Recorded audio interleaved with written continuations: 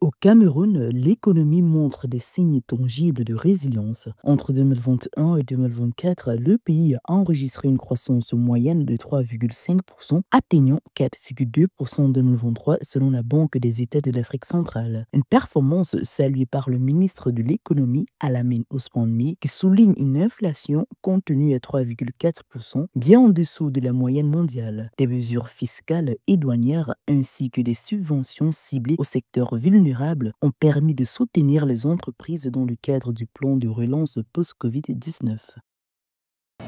Nous nous sommes battus au cours des dernières années pour mobiliser les financements nécessaires. Ces efforts ont finalement été couronnés de succès. À date, les entreprises chargées de l'exécution des travaux ont été sélectionnées et ont entamé leur déploiement sur le terrain.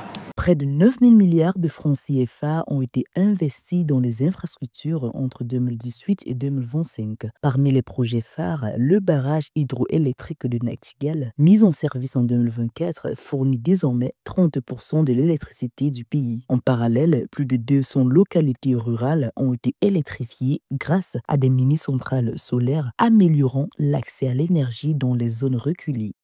De nombreux progrès ont été enregistrés dans les secteurs névralgiques de l'eau et de l'électricité. Nous allons commencer à en tirer les bénéfices substantiels. Le barrage hydroélectrique de Nachtigal est désormais en fonctionnement. La construction en cours des lignes de transport permettant d'acheminer vers les industries et les ménages l'énergie ainsi produite va donner un coup d'accélérateur à notre économie.